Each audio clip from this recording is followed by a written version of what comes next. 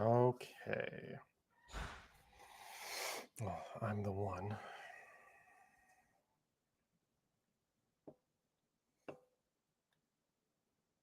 There we go.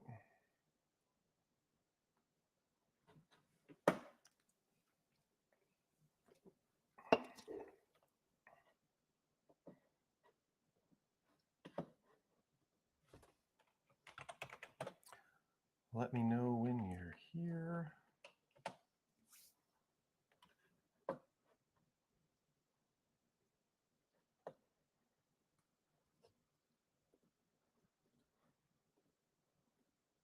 Curious breaking issue. Is that what we're going to call it?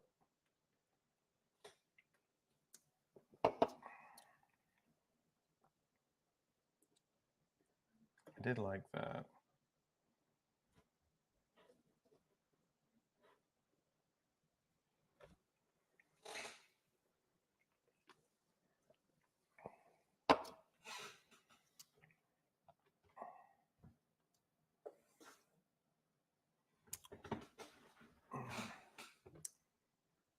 Never done it live like this before.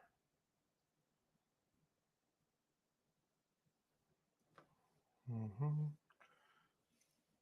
1 Mississippi, 2 Mississippi, 3 Mississippi, 4 Mississippi, 5 Mississippi, 6 Mississippi.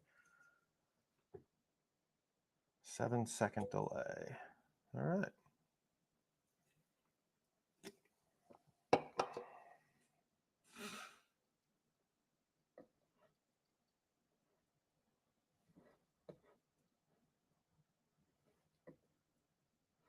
Let's see who shows up.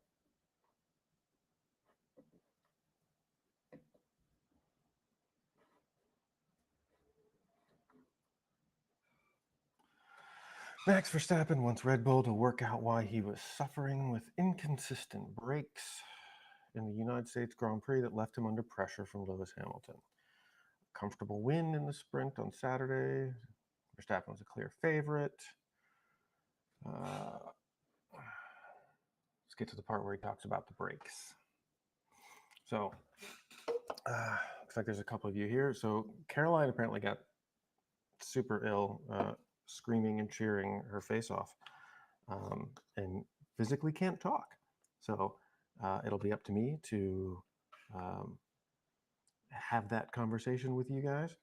And chiefly, I'm just very curious to hear what initial thoughts, feedback on the race from your perspective. I personally felt like the broadcast was so focused on, the front 4 or 5 the whole time. There was at one point I legitimately was curious what was going on in the back. Albon had been showing sparks of genius throughout the whole weekend, so is he making his way up? And just couldn't. Watching on a jumbotron isn't ideal. I didn't have my multi-viewer handy. That would have been really great, to be honest. But anyway, what are your thoughts? What are your feelings? We can get into the whole disqualifying thing, but ultimately, I'm not too shocked by it. It's happened to all the greats: Schumacher, Spa, 2000 something. That wooden plank is nothing new, apparently. So let's see. Continuing on with this article about Verstappen's brakes. I just couldn't feel the brakes, he said. I very easily locked the fronts and tried to adjust it and was locking the rears. So that would have been that little brake magic. The brake setting where you can put more brakes in the front or move them to the rear, things like that. So it's just something we need to understand why that was today, because when you're looking at locking the fronts or rears, you're also killing your tires, so that definitely didn't help. He still put it like a massive lead on everybody, despite bad brakes. It's not like he was suffering too bad. The last couple laps notwithstanding, but still. Let's see. Verstappen also joked at his milestone 50th victory, leaving him one behind Alain Prost to, to the all-time list, still pales and insignificant compared to Hamilton's total. Considering, not that I agree with him, but considering the boos that he was getting all weekend, I wonder if he was just making sure to try and be as diplomatic or acquiesce all the possible viewing audience by giving Hamilton an acknowledgement. Because the biggest two fan groups I saw this weekend were Checo and Hamilton, bar none. And there were plenty of Max fans. There was, I don't know if you guys have seen the Red Bull Texans. I forget the name of it. I'll find their Instagram account. Two guys in like bright orange suits with foam cowboy hats with the long horns on it. I stopped and spoke to them for a minute, but they're clearly Max fans. There are plenty of them there, but just without a doubt, the Checo fans were, I think, showed up in force, just screaming and yelling and flags waving, and the Mexican wrestlers with the masks running around. It was just like, this was, I don't know who had more, Hamilton or Checo, but it was pretty close. I don't think the booing was anti-Verstappen as much as it was or it might have been directed more at the way Checo's being treated, rather than a disdain for Verstappen, I think. But I didn't talk to any of those particular Checo fans. But I did talk to a number of fans that were there, people that have been coming their whole, to races their whole life, entire families that make this their family reunion each year. You've got there's one woman telling me, like, oh, we don't watch football, we don't watch baseball. We're a Formula One house, and I've always grown up with this and things like that. It was really awesome meeting those kind of people. Let's see here.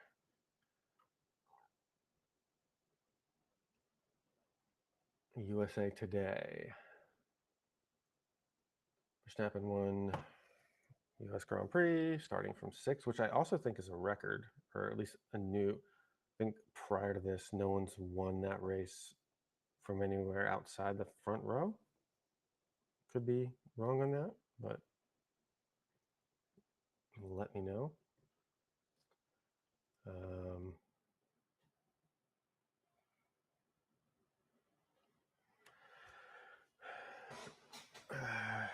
Hamilton finished second after crashing and retiring in the first lap of the previous race.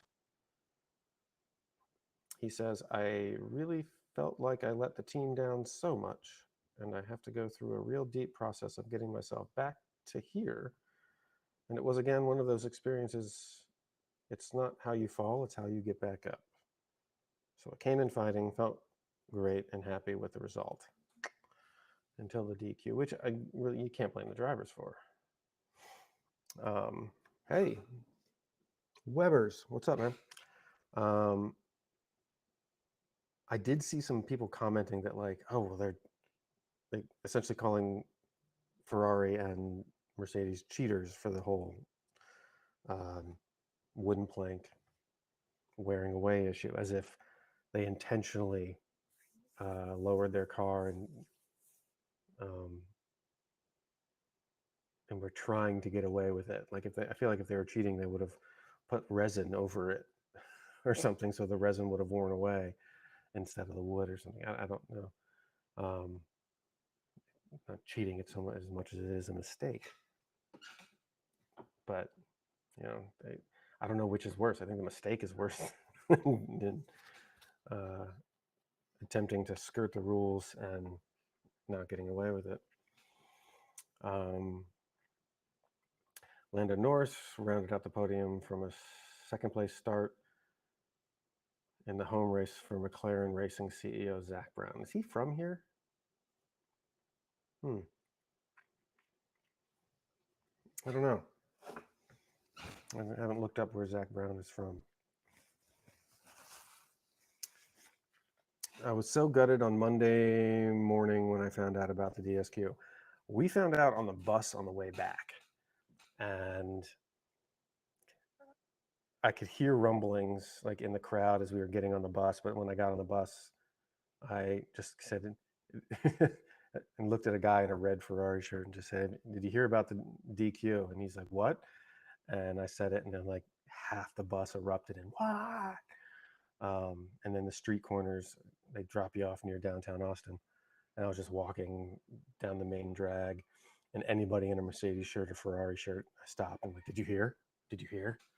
Um, and most people hadn't heard yet, because obviously, you're on a high from seeing the win and then or seeing the race, and then you immediately are clamoring to get out of Coda to get on a bus.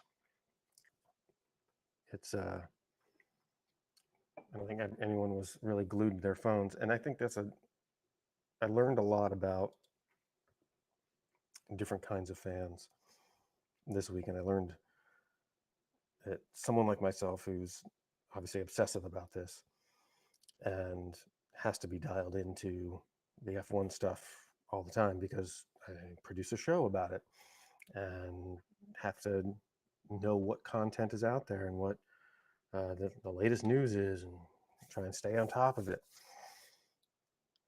That there's a lot of fans out there that like love it, show up and support it, and then go back to their regular lives and don't have this obsessive have to know every little thing and keep an eye on it, all the time. And I kind of envy that. That's that's more pure fandom than what I do. What I do is I don't know if it. I don't. What I'm saying is I don't know if I can call myself an F1 fan as much as like a F1 junkie or something like that. Fans, I think, are the people that get an exciting high off of uh, their involvement, but then are able to turn it off and go back to their lives. So, yeah, it was the middle of the night when I found out. Okay, so you found out. Oh yeah, that would be, wouldn't it? 8 hours. God, that race must be late for you guys. So it started at 2, so race started at 10 p.m. for you. Okay, fair enough. Um, so the 10 o'clock Vegas race is going to start at 6 in the morning for you. All right. Which is, I live in California where most European races, everything is all 5 or 6 in the morning. And people complain about it, but it's all I've ever known. And honestly, I prefer it because then the race is over by 8 a.m. and I've got my whole Sunday. I can still go do things, get yard work done, or go hang out with friends, or get ready to record our next episode the following day. So I prefer the 6 a.m. time slot for the races. 8 p.m. started. Really? I thought you guys are 8 hours ahead. Oh, I'm in Texas. California, you're 8 hours ahead. You're only 6 hours ahead of Texas. Got it. Sorry. Stop it. There we go. Sorry, I've got this gimbal over here tracking my head movements and it's distracting me. So, 6 hours ahead of Texas. Got it. So I'm just scrolling through news articles here to kind of see what the latest, if there's anything that's kind of come out this morning that's different. I was saying earlier, I think Max's comment about his numbers being rookie compared to Hamilton's were very diplomatic and a way to ingratiate himself to appear humble, which oddly enough is arrogant as I think he can be sometimes. He is pretty honest and humble. But WTF1 did here are all the funky helmets. Favorite helmet for the weekend? What do we think? Mine was Leclerc's green one. to look like a football field. Let's see. Joe had sort of a. Is that? That's not Joe. Who was that? Honey Badger. Okay, so Danny had like an orange flaming one. Joe had the leather one, which is actually pretty cool. I start work at 6 a.m. on that Sunday. Ooh, I'm sorry. Lando had a fun sort of graffiti sticker compilation. Carlos Sainz had a very American-esque overlapping red, whites, and blues with the star. It looks very much like the designs on the side of the Coda track, actually. Leclerc had the green football field one, which I still think is the best. Hulkenberg, red, white, and chrome. Red, white, and blue with like a lot of chrome and American stylings. Ooh.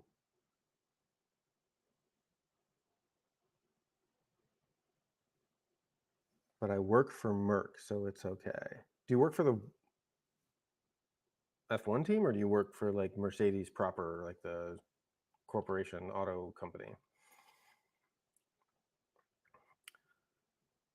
Magnuson. Did anyone see K Mag's helmet? It's like this, looks like a paper roadmap of America with like Route 66 logos and what appears to be blood splatter. I don't know if that's like roadkill or something on his helmet. That's kind of weird. I work for the F1 team. Okay, we're going to do an interview real quick with Weber's Racing because this is a bit of a scoop here. All right, Weber, what should I call you, and what is your job title with our illustrious Mercedes F1 team?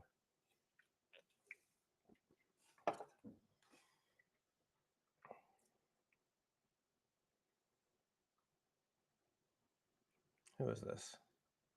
Pierre. Pierre had a very retro red, white, and blue setup that looks slightly French. Paul. Paul, welcome. Yeah, what do you do for the team? And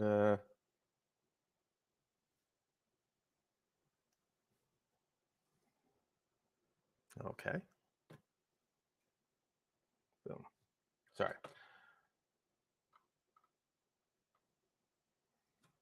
I'm a composite kit cutter and autoclave operator. Composite kit cutter and autoclave operator. So I'm going to Google some things real quick. Autoclave.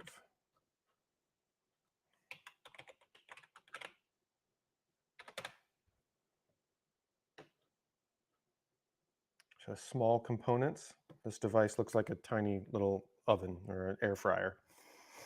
Oh wait, no, that's a little big. Okay, like industrial size. An autoclave is a machine that uses steam under pressure to kill harmful bacteria, viruses, fungi, and spores on items that are placed inside a pressure vessel. Okay. And so you would be one of the individuals on a team that when George or Russ or George or Lewis are standing on stage or after a race thanking everyone back at the team, this is the kind of job that I've never heard of, and because it's back at the, I assume back at the factory, and one of those things that are, putting together one of the million of different steps and pieces and processes that make that car go. That's really interesting.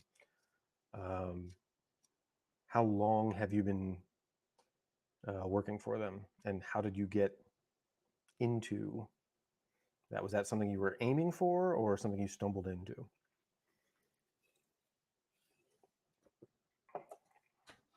While I wait for his answer, I'm going to go back to the helmets. Oh.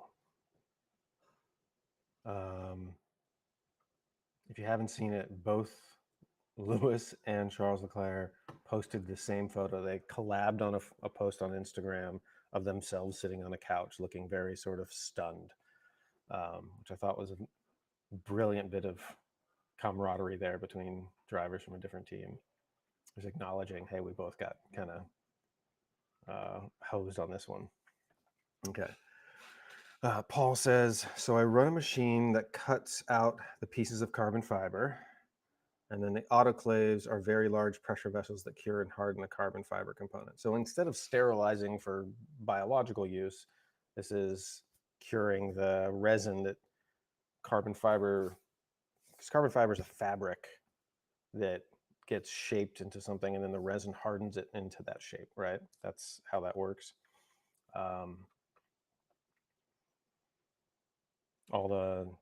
That's how you're able to get that weave kind of conforming to any shape you want, because it's a fabric first and then you harden it with the resin. Awesome. That's interesting that the autoclave description I found on Google is different than, it doesn't mention it, killing harmful bacteria, viruses, and so forth. Sterilization in general. So, okay, very cool. He's just gone over 10 years with Mercedes. So you've been through the good times and the bad. So presumably you're one of the team back at the factory that they're always talking about.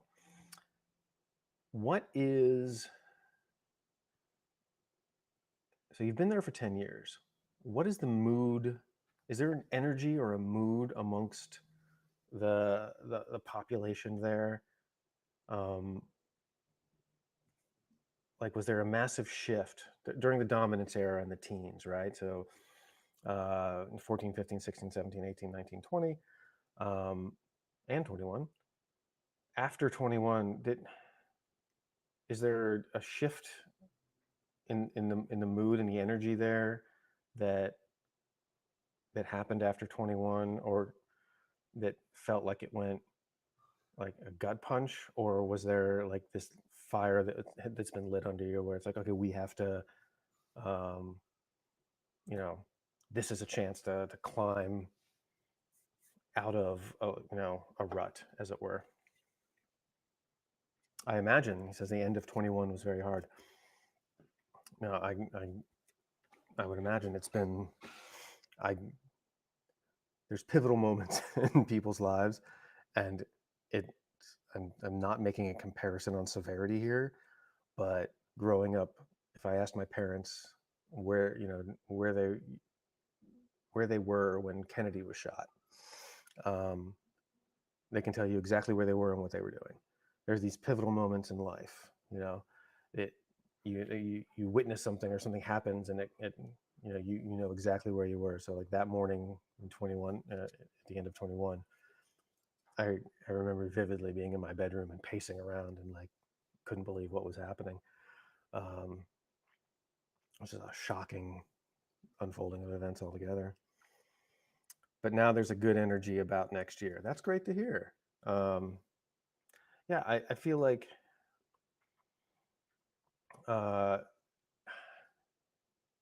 after years of kind of being on top, I'm not saying that this is always the case, but in some cases I could see where like a sort of general sense of complacency could set in, and then something like a dip where you have to fight to get back on top can kind of revitalize it, a general energy and morale. So that's great to hear that things are feeling up for everybody there. I was at the factory with my head in my hands when that last lap happened. Yeah, I mean, that last lap that unfolded, so it was in steps, little waves, decisions and information were coming out in pieces, and you can kind of see it kind of step by step shifting from being good for Hamilton to being bad for Hamilton, and slowly just unfolding. Yeah, so that's crazy. And what kind of background do you need to have to be someone who operates the autoclaves and works with the carbon fiber parts? Is that um, mechanical engineering? Is that um, like, do you have to get a very strict math background? What kind of educational and training background goes into a role like yours?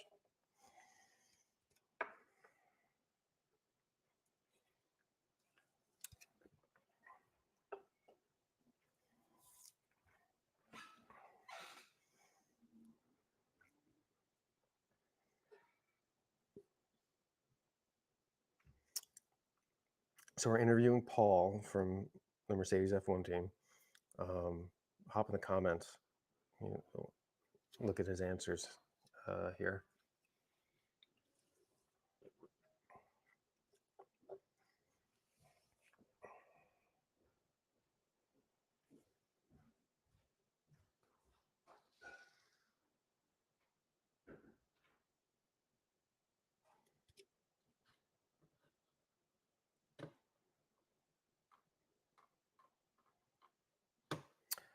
I was fortunate to start as a trainee carbon fiber small independent company that was making parts for the Toyota F1 team. Toyota F1 team. Who did they turn into?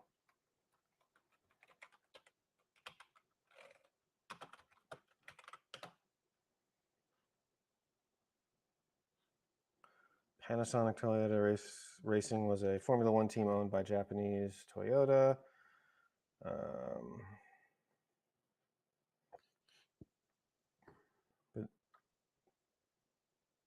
They had Jarno Trulli, Timo Glock, names that I know. Let's go to the bottom of the Wikipedia article. Find out what did they... Toyota's grid spot was taken by Sauber, who competed under the name BMW Sauber, despite BMW's withdrawal from the sport.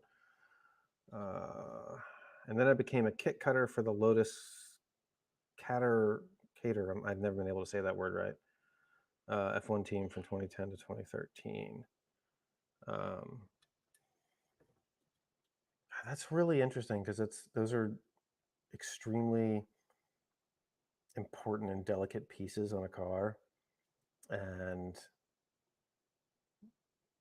there's like the era when the barge boards were just all these different little winglets and pieces sticking up around the side pod, the opening of the side pods, and even now with the floor, all the little bits and bobs that are sticking off there.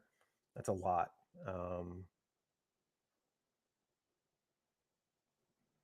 To have to get right, and is that done? Are there molds, or do you have to do them by hand to specifications, like all the different pieces? And then moved to Ferrari as an independent contractor for Mercedes, presumably after 2013, and then on to Mercedes.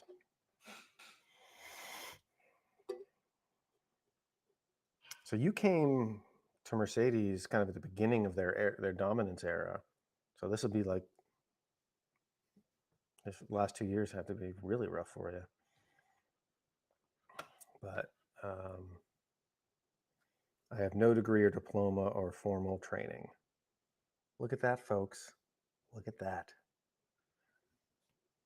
Not saying it's the only way to go, but I think there's a lot of examples out there that illustrate knowledge, expertise, and wisdom over time are just as valuable as, if not more, than certain formal educations. But I think that isn't always something, some of the things that require a lot of understanding of engineering and mathematics and all that kind of stuff. Formal educations are very helpful. Makes me wonder what Adrian Newey's background is, because if he doesn't have any formal training and he's just been doing this since like the 70s or 80s, all from experience. And yeah, I started on the day that was the first 2014 chassis was being started. Okay. And that was their first year, right? That was their first year of coming out the gate kicking.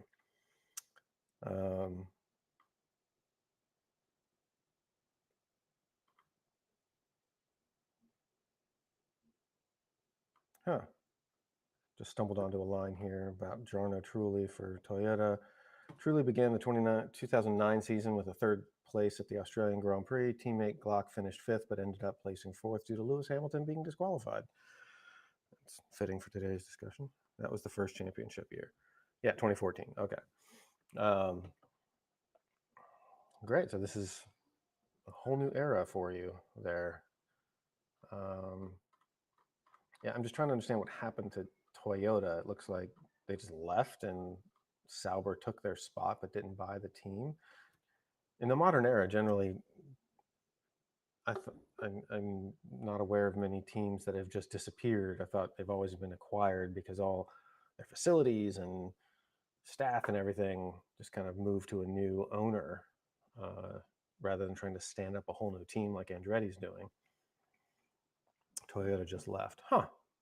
Well, what happens to like their factory and staff and equipment and wind tunnel? No other team just kind of scooped that. It's not really a market for some of this. I guess like a secondary market you can sell some of this stuff to, or something like that. I mean, I guess there's other race teams out there that could use some of it. Now that factory makes the Toyota World Endurance Championship cars. That makes sense. So that was something I was reading about. This wooden plank thing that resulted in the DQs this weekend is not like an F1 exclusive thing. It happens in World Endurance. This plank is used across many racing series as a barometer and standardized tool to maintain integrity when it comes to bottoming out and stuff like that. No one lost jobs. They just did something different. That's great to hear. That's good. Good to know.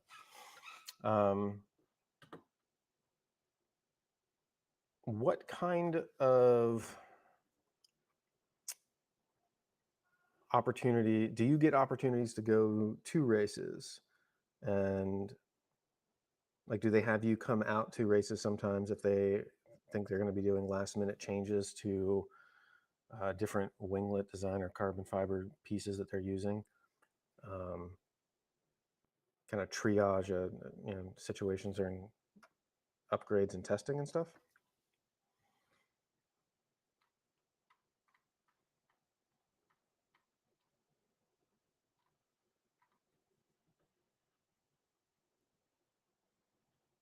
Just Friday practice for Silverstone. That's got to be great. We had a guest on the show this year who went to Silverstone and was describing that the seeing the blinding speed of the cars as they went by. That's something that was actually kind of hard to witness. I don't think I saw more than 2 laps of the F1 cars while I was at COTA because I was so concerned about missing like the broadcast angles and all the what all the cars were doing. So I would always run back to the amphitheater and watch it on the big screen. And I've never wanted to go to a race because I didn't want to miss any of it and only witness like 1 or 2 corners worth of racing. But there is a lot at these races to do and see and experience outside of what's going on track that I think are worthwhile. So it's definitely something that I'm glad I went, but I feel like I didn't get, like I may actually have to go back and watch the race again because I saw most of it on the screen, but it was hard to see. Mercedes is based. Milton Keynes is Red Bull. What's the name of the town that they're based out of? Brackley. Brackley? Brackley. Or is that just the name of the facility?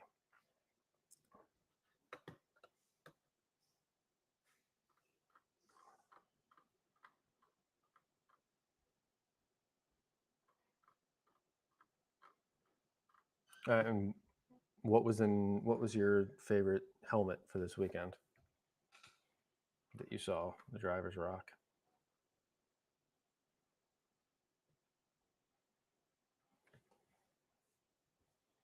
Brackley is the town. Okay, rock on. Valtteri Bottas leaves little to the imagination to promote biking event. Is he getting naked on camera again, Valtteri?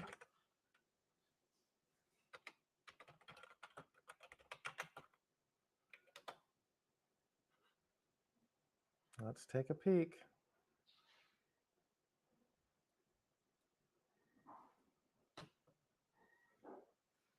I don't see anything initially on Google of him being half naked.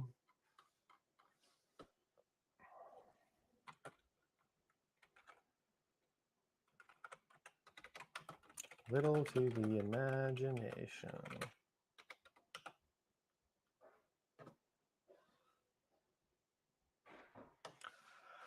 He sent a photo. He put a photo of himself nude in a sauna with a beer, it looks like, or some canned beverage. Okay. That sounds like him. I quite like Leclerc's. Exactly. I'm the same way. I love that bright green. I think it's just because it's a stark single color that stood out. Um, we don't see a lot of outside of like the Aston Martin kit. And it was a different shade of green. It was a brighter. It wasn't like the British racing green. So, but I have seen that both Brundle and some other people are questioning the DQ and why only like if half the cars they tested failed, is it safe to presume that half the cars on the grid might have failed this plank thing, thickness test, and should they go back and test them? Because if it's a systemic issue, if it's something that plagued everybody, because it is quite bumpy track, is it, should they have to go back? So let's read more about that. Here we go. Okay. If you've woken up this morning without seeing the news that Leclerc and Hamilton have been disqualified, and this is how you're finding out, our thoughts and prayers are with you, but it's true. Very funny.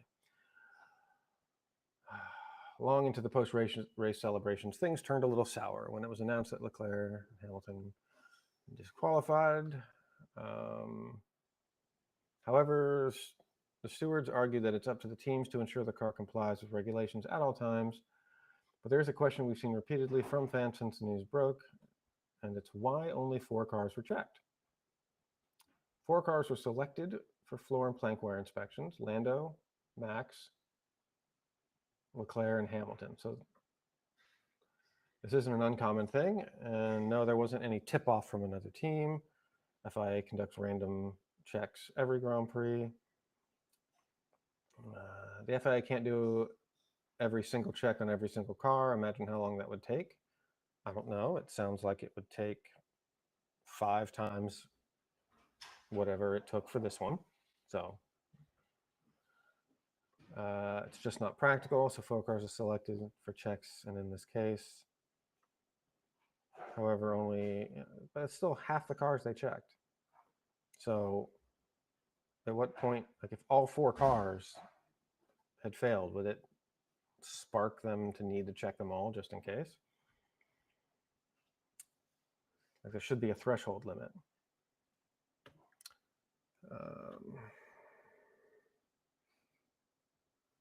Hey man, thank you for hanging out, and shoot us a DM on Instagram because I have you on the show to talk more about the art of working with carbon fiber. That sounds really interesting. Thank you for chatting with us.